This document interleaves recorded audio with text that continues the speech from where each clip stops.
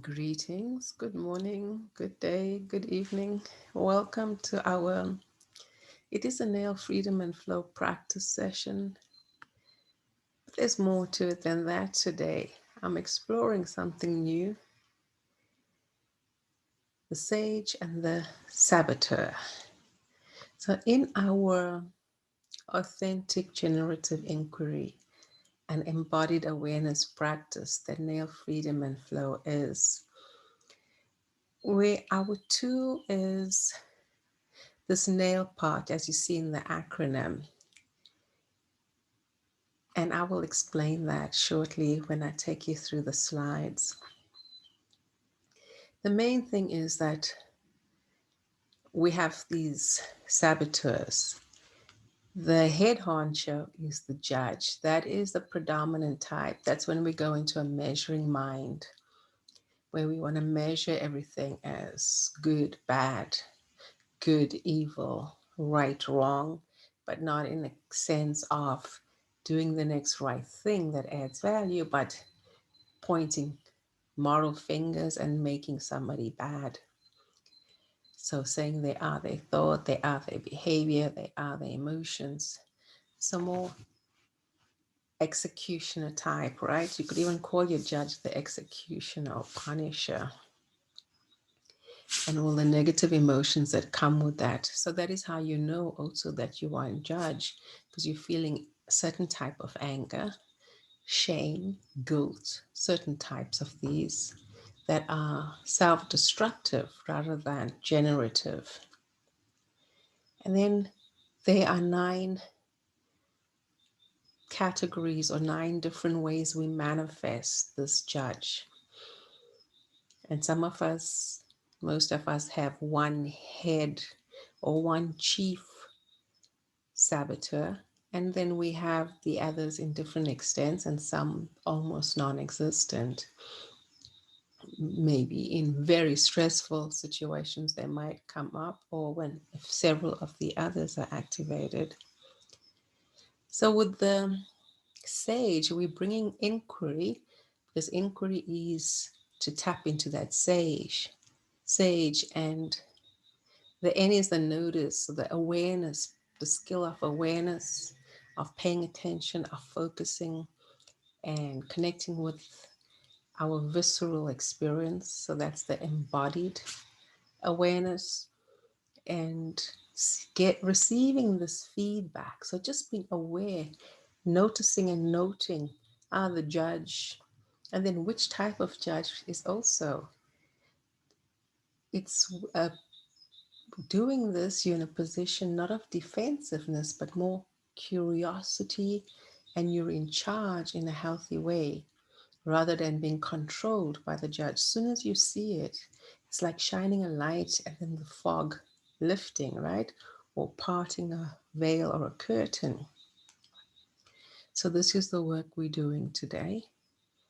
Accessing the sage, going to that place of inner wisdom through insight meditation, where inquiry is the main prospecting tool or the divining rod to get to those veins of gold, those insights that will support us in being creators, challengers, coaches rather than saboteurs. What I've noticed as we begin, and I would like, let's share the screen first. There we go. You're going to find this hopefully as fascinating as I do. Let's move me there so we can do a presentation format and you can see the slides better. So with the sage and saboteur, we want to bring the sage to all these ways of being in the world where we are judging. Number 1, you will notice I have a circle. This is an opening, like a gateway, right? A portal. There's a triangle in the middle and different ways of connecting the different saboteurs. This all comes from the lens of the Enneagram.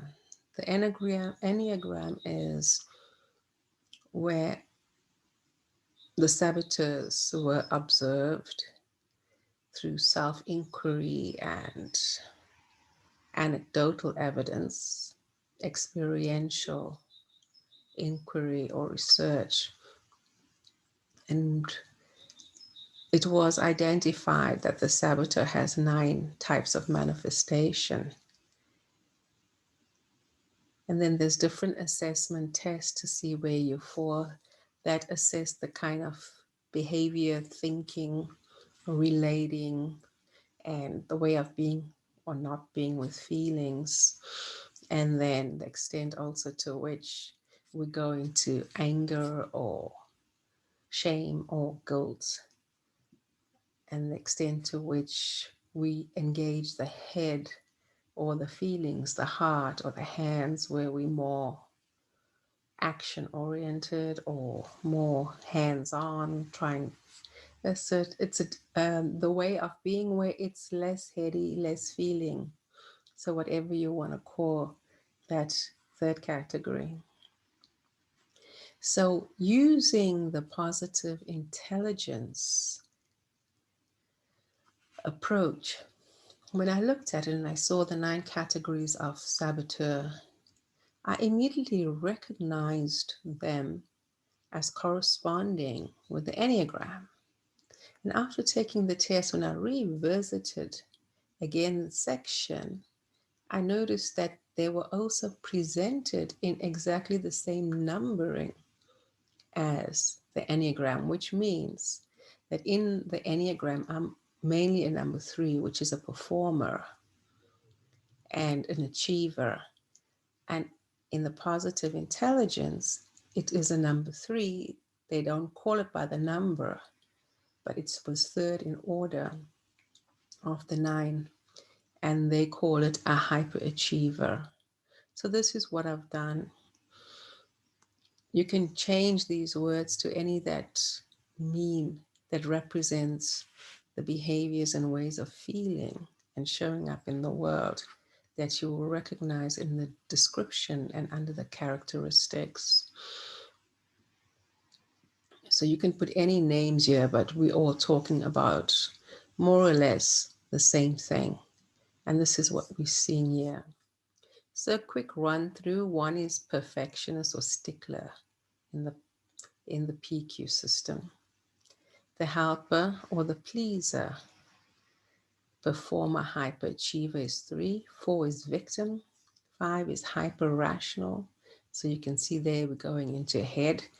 Victim gives you a good idea that it has to do with feelings, emotions. Hyper rational tells you we're moving away from emotions here to thinking mind. Hyper vigilant, again, overthinking, scaring yourself. Restless, again, jumping from thing to thing. And then we start moving into the controller. These 3 go together in terms of, and these 3, head, I believe, these 3, heart, these 3 go together. So let's look at it in terms of the Enneagram. The Enneagram is about integration and disintegration. Disintegration is where the saboteurs are very alive and triggered, and takes us into a kind of trance where old programs, old ways of being with feeling and thinking create certain emotional states that cut us off from our creativity. It impairs cognitive functioning. It triggers us and triggers an emotional state, which is a way of feeling and thinking and being with the experience, whether you're escaping it or getting more aggressive because of it, etc., or freezing. The Enneagram then is to help us turn to the sage so we can reintegrate as we look in the eye of the saboteurs. I mentioned in the Enneagram, we have energy centers or Enneagram centers. So number 8, 9, and 1 on there, the top crown, right, is the instinctive center.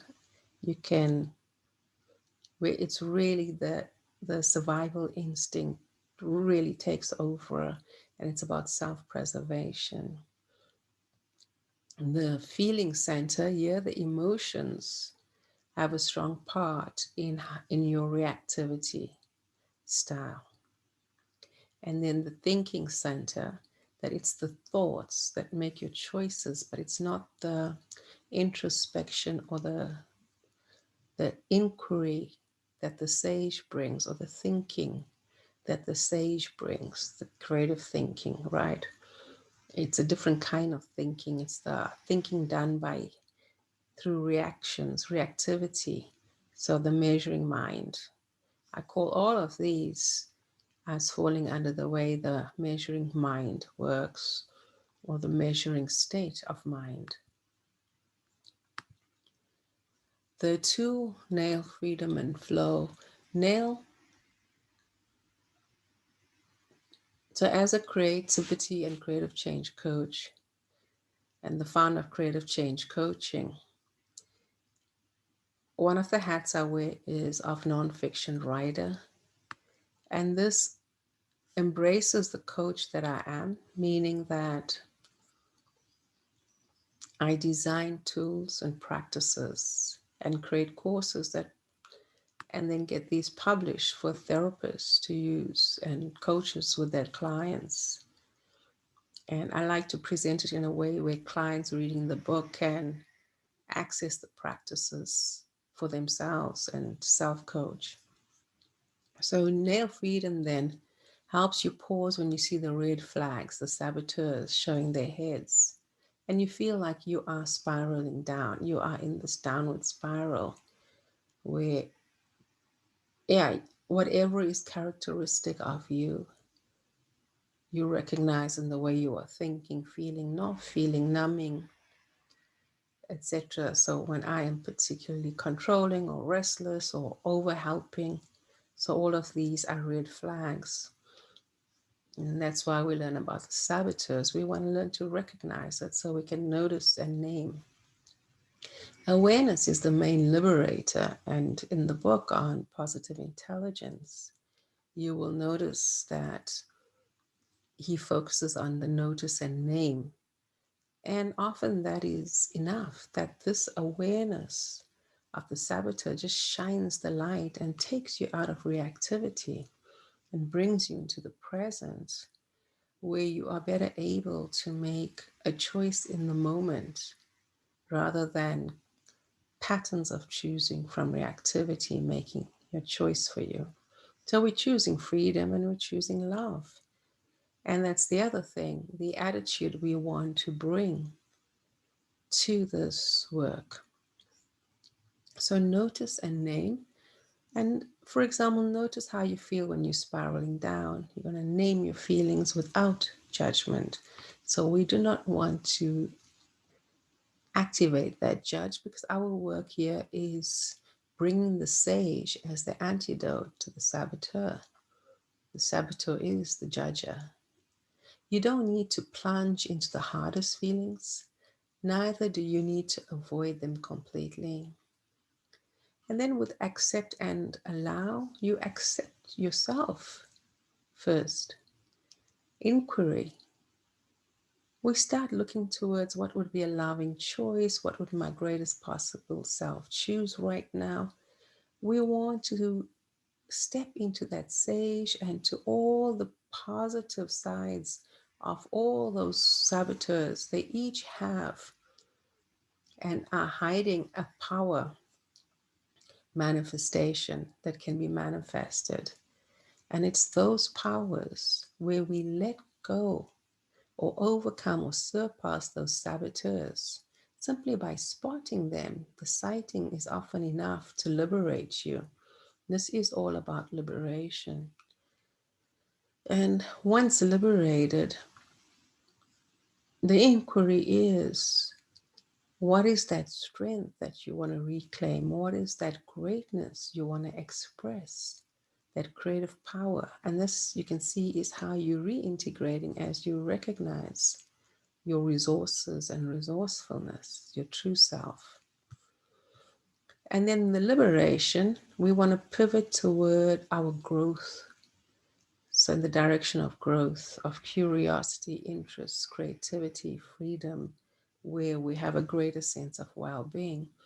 The more we are in the saboteur and reactivity, this compromises our well-being, physical and mental, spiritual, our sense of meaning and purpose.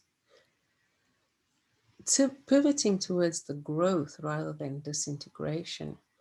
So depending on the answers from the inquiry, we can always ask, what's one specific practice or action to take to emulate a thriving or healthy type? So for example, if I'm working with the type 3, the hyperachiever, what's one thing I can do to access the growth element, the positives? So this is the virtuous mean, right? So the hyperachiever, I'm overusing achievement. Sometimes I do underuse it. So what would be a healthy expression of the achiever? And what opportunities would open up when you move in the growth direction? So always looking to why we're doing this and the openings. So if we had a breakout group now, we would focus on N and A of nail freedom, noticing. And so in a conversation or an inside dialogue, or if you choose to journal, noticing and you're accepting the feelings, and you're also naming when the judge comes up. So we would think of a situation, or even as you are showing up in this session with this new work, you can write down and then you can say to yourself, the judge is saying that. So you want to notice where the judge is devaluing, discounting, and talking you out of an aspiration. In each of these, again, it's also grouped in threes here. And I'm curious, when I look at the table, I want to see what kind of correspondence it has in regards to the Enneagram. I know in the positive intelligence, they're looking at motivations. Each person leans towards one of these three motivations: for independence, a need for boundaries with others and maintaining independence from them; 2, acceptance. In my high achiever, acceptance plays a great role, a determining motivation. What I do to meet this need for acceptance. In independence, it's for autonomy and agency. In acceptance, it's sense of connection and belonging are important. So a need to maintain a positive image in the eyes of others, so positive regard, to be accepted by them and gain their affection. I'm an affectionate person. And for me, it has to do with love, loving, lovable. And then security is the third motivation we can have.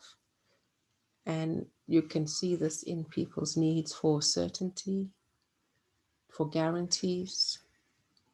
It touches upon safety needs. So a need to control life's anxieties and push away or minimize them, sometimes to the extent of delusion or denial, not seeing things or pretending they're not there so you can feel safe. So a false sense of security. So the styles. So we have motivations. You will see now, just now, a table. Motivation on the top, style on the one side, and then a distribution of the 9 saboteurs as they're represented by motivation and style where they intersect. You exhibit one of 3 different styles in order to satisfy your primary need for independence or autonomy, acceptance or belonging, connection, security, safety, certainty, etc. The assertive style. This is the most active and commanding of the three styles. And you can guess a controller would be under this. You take action that demands the fulfillment of your primary need for independence, agency, autonomy, self-assertion, and acceptance or security, right? So the three styles. Assert is where one approaches with this orientation or attitude or stance of assertion. And then there will be assumptions and beliefs that support that I have to take action to fulfill my need for independence or any of the other needs, even if you are, for example, going for acceptance like I do with the helper. I'm still using assertion. In my case, I see I also use earning. So it's not black and white. We individuals, so it might not describe you exactly, but enough for you to understand and work towards integration. The second style is earning. So part of my high achiever, there is that assertion, right? But there's also earning. I'm proud that I work hard of the exceptional effort I put in. So you work hard to earn the fulfillment of your need for independence, acceptance, or security. This contrasts with the more demanding nature of the assert style. The assert is a little more entitled. The take it, the earn is a little bit more of lots of giving to get. And then the avoidance is you withdraw yourself or your attention. So there's this real pull, provoke to pull away, to pull back, to talk yourself out of things from activities. So the doing, the behavior, the thoughts. So again, withdraw from the thinking, withdraw from the feelings or other people in order to fulfill your need for independence, to fulfill a need to feel that you're in charge, you're in control, you have agency. So that's your agency behavior is moving away from the encounter. And then acceptance, the need for acceptance, to feel accepted. It's almost like you keep the peace, you keep quiet and ignore your needs. So that's how you're avoiding conflict so that you can be accepted. Security, if you were to assert yourself, even in the way of working for something, so through effort, it might have been dangerous for you to do so. And to feel safe then, to have those safety needs met, security, maybe save you from punishments, physical or verbal abuse, you learned to avoid conflict. Otherwise, you would have been shown the door, maybe. So then we come to the chart as promised, motivation, style. The origin of the saboteurs. Saboteurs start off as our guardians to help us survive the real and imagined threats to our physical and emotional survival as children. By the time we are adults, we no longer need them, but they have become invisible inhabitants of our mind. Our saboteurs' patterns of thinking, feeling, and reacting become soft coded in our brain through neural pathways. When these neural pathways are triggered, we are hijacked by our saboteurs and feel, think, and act using their patterns. The judge's 9 accomplice saboteurs are classified based on their motivation. So, are you going for independence or agency, acceptance, belonging, security, safety, and your style? Do you tend to assert yourself like a controller with energy, moving towards meeting those encounters head on? Is your style more earning it? So you dig in deep and you apply yourself in some way that you active, but in a different way. And then the avoidance where you are retreating, acquiescing, accommodating more.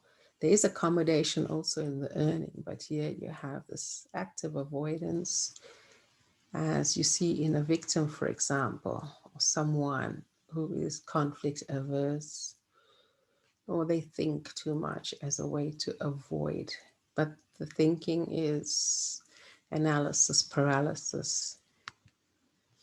So the lies, saboteurs, the sage is about the truth. Saboteurs is about the lies. So the push, pull, what you're going towards and pulling away.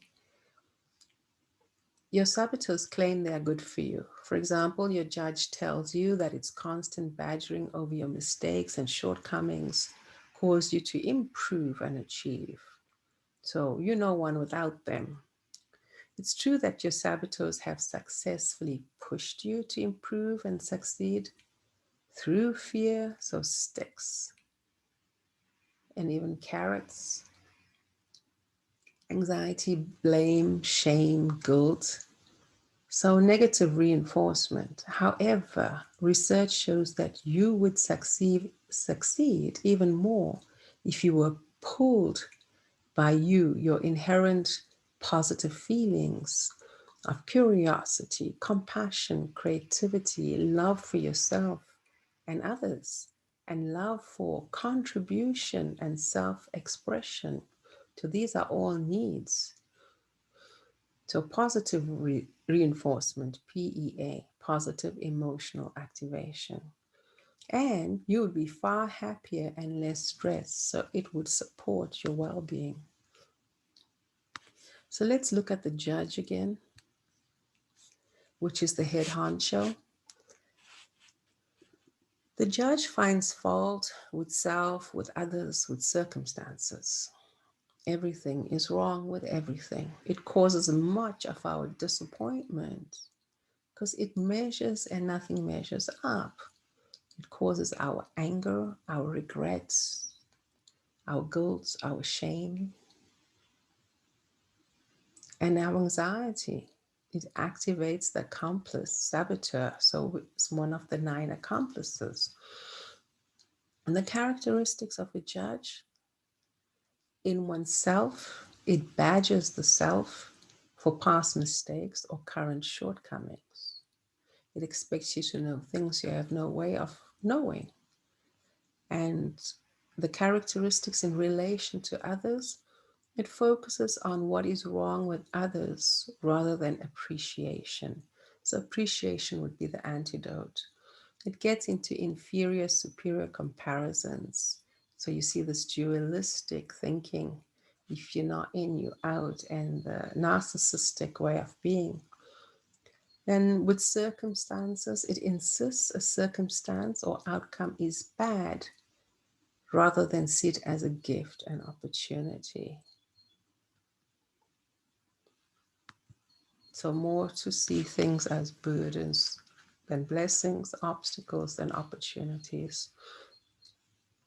And what kind of thoughts would you see that is characteristic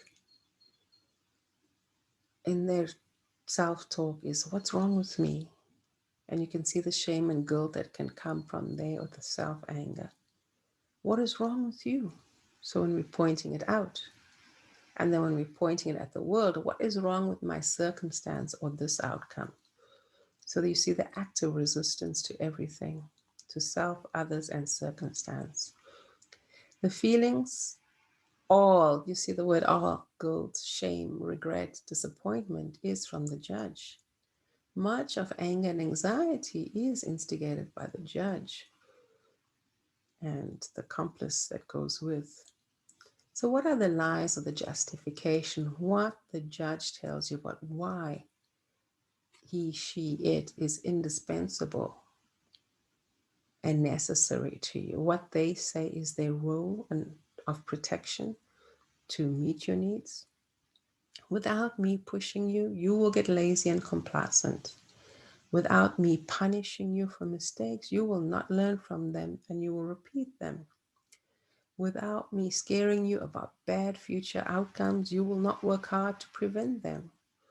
Without me judging others, you will lose your objectivity and not protect your self interest. Without me making you feel bad about the bad outcome, you won't do anything to change it. So you see the justification why you need me in relation to yourself, why you need me, well, to take care of you, to manage you, why you need me to manage others, why you need me to protect you from circumstances. So, what is the impact then when this is the orientation one brings to a situation? The impact on self. So, what does it do to you when you behave this way? And what does it do to others?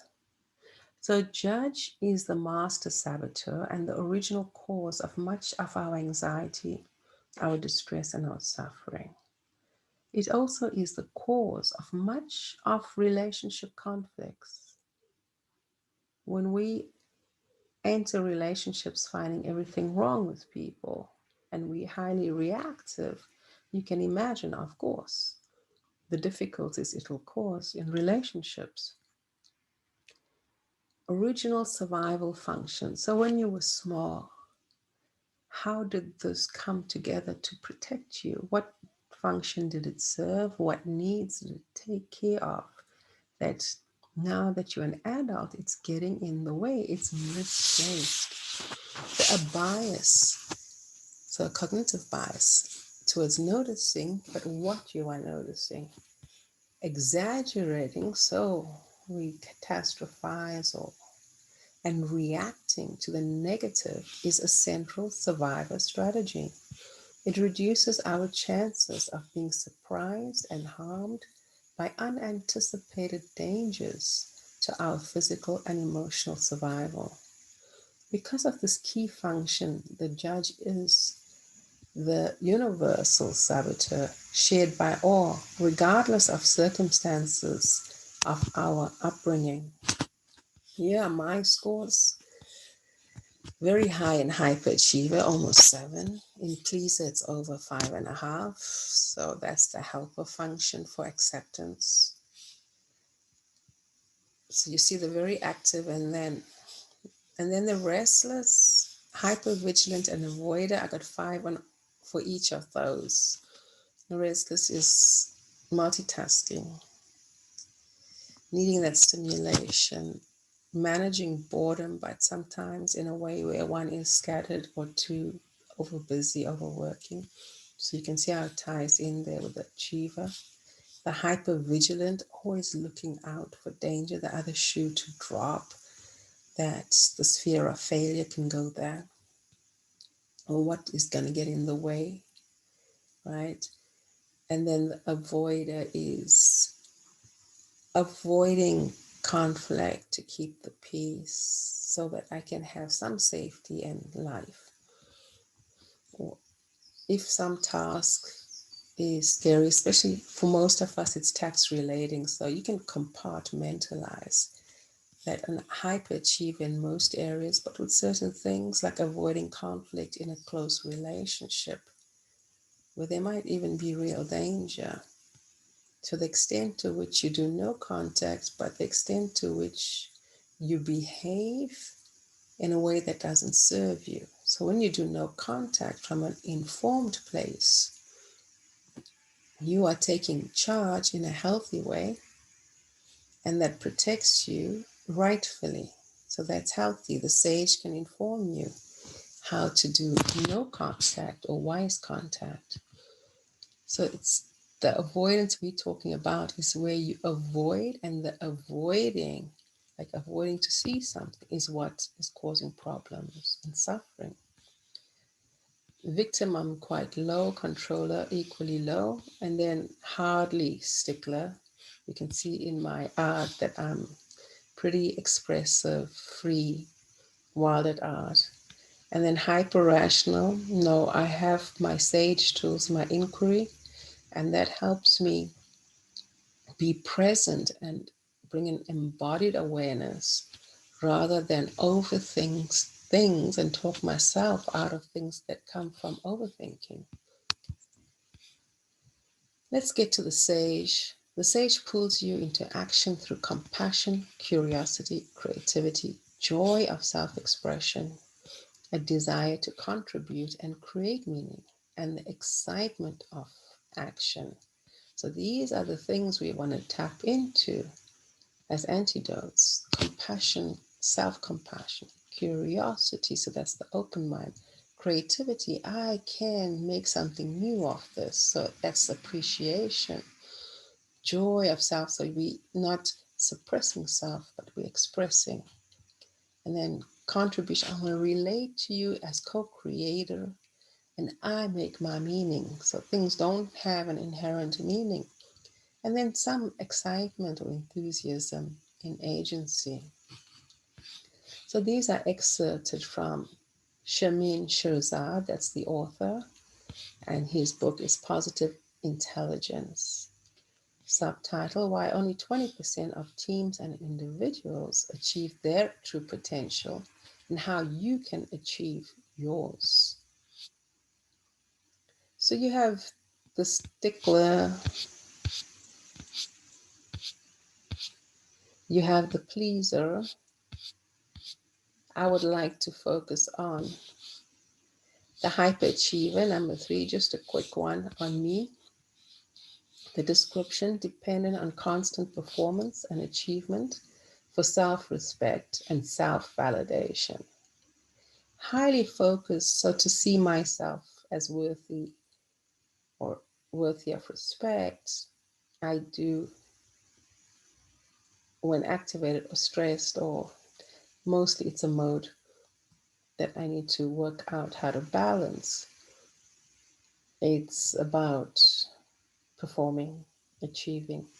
Highly focused on external success. I'm be able to see that I've done this, leading to unsustainable workaholic tendencies and loss of touch with deeper emotional and relational needs. So, knowing this, I can counterbalance it. And nail freedom and flow is the tool to help me stop, become aware of the workaholic, aware of, hey, take care of those relational needs, emotional needs in relation to myself and to others. Make time for these and connect in deeper ways. So, in the tool, you will see accept feelings. And how does that feel in the body? So, you see this embodied awareness and its feedback. What needs, deeper needs, is it informing me of? And then this willingness to act on my own interests. So, we inquire into interests. This is the needs, including emotional relationship. It gives you an idea how I built this in and how it can serve me. And it works for all of the saboteurs or accomplices, judges, accomplices.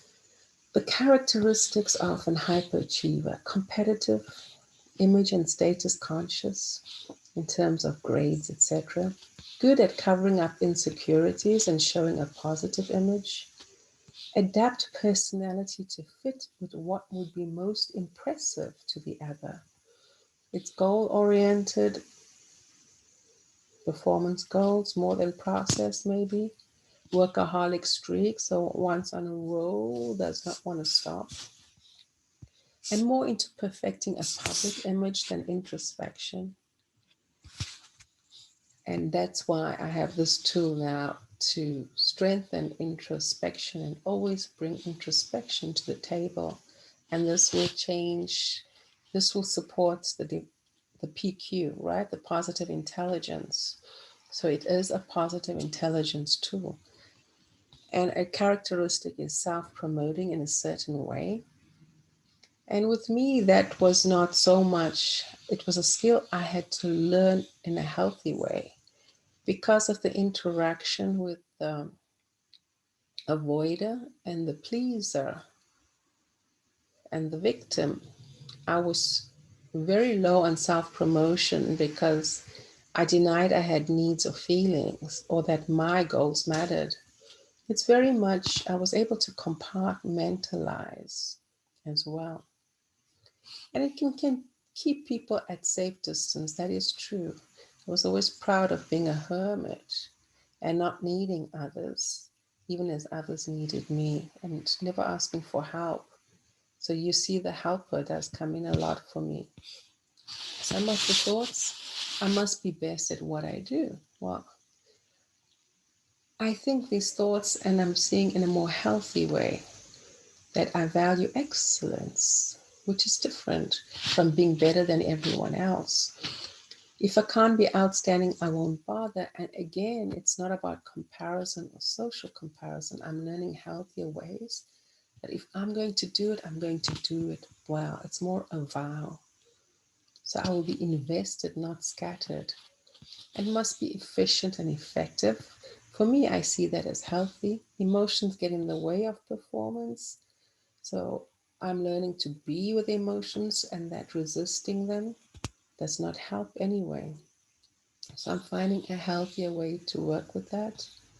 Focus on thinking and action. Now I'm learning to focus on right thinking and right action, because thinking and action is not wrong, but it can be a distraction, it can be a help. Then I can be anything I want to be. Definitely in the things that I choose, that I have a passion for, that I see as plausible, so not irrational.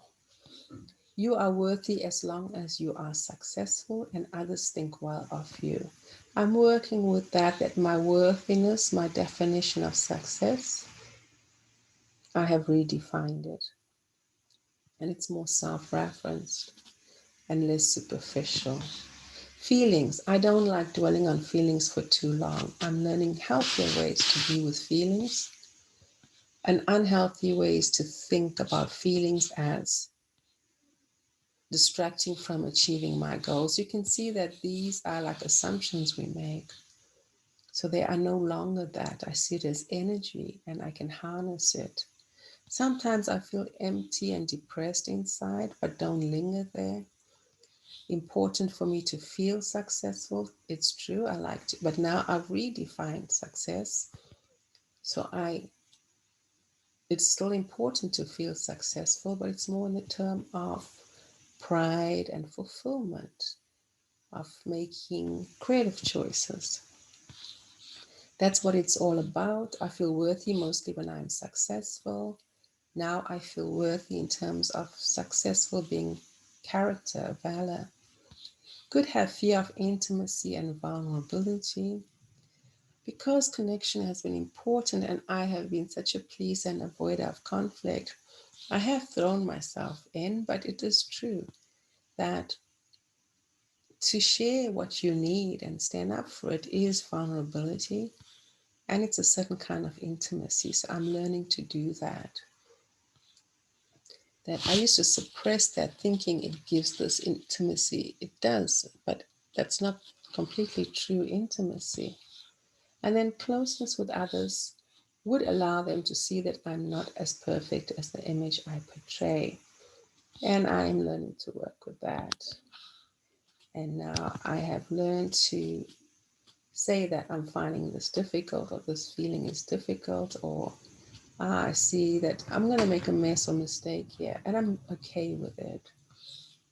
And then what are the lies? This high achiever, the judge's ally, tells me why you need me.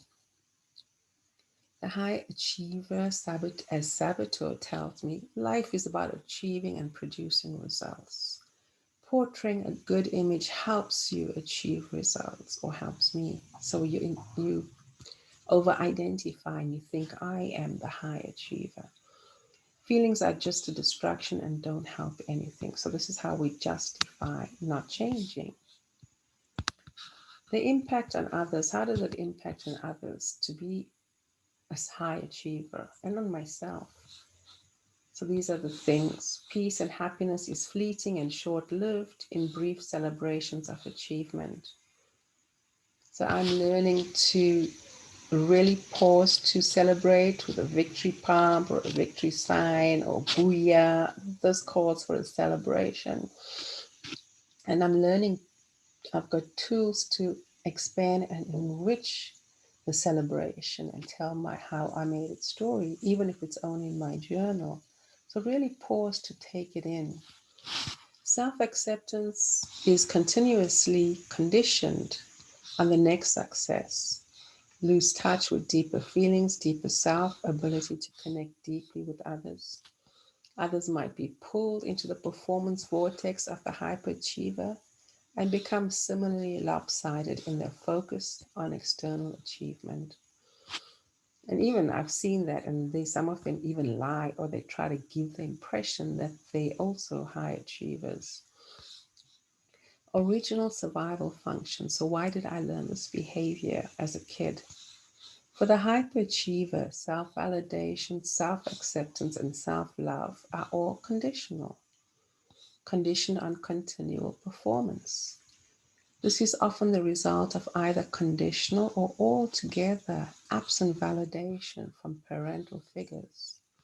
Even with very loving and approving parents, it is easy for children to get the sense that they are loved in return for achieving, obeying the rules, having good manners, rather than unconditionally. So seen and not heard was the thing with me.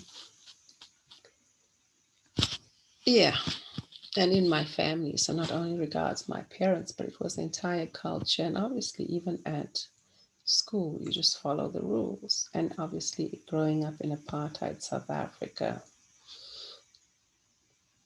So when you're doing the assessment, some of these I need to recategorize, come up, that characterize, that will add to a score here. I measure my self-worth mostly through my achievements. Status and my public image are important to me, so you would have scored high, like agree, not neutral, and even totally agree. Life is about achieving and producing results for me. Again, when I make a mistake, I beat myself up over it. I think this is more one of the others. I feel worthy mostly when I'm successful and achieving. Again, it's true. The circumstances of work or life significantly affect how happy I feel. Well, this belongs to one of the other categories. Our worth in that area determines how successful you feel. So I'm going to stop sharing. So that was that for the moment. So when you look at this slideshow and go through the session, the idea is having this base of information that's also to regularly revisit to give you an idea. You can work on the specific inquiry and later how we're going to bring the 5 powers like innovation and other things into the picture to help access the sage so you can have a creative response rather than be reactive. And that is to follow. So this is just the base. And when we have future breakout groups and sessions and journaling together, we will look at questions that help us become aware of this and develop the counter strategies. So how to counter these propensities. Thank you for your practice, for your engagement. I look forward to our continued work. May you stay well and safe, and may you continue to prosper from your practices. Be wise.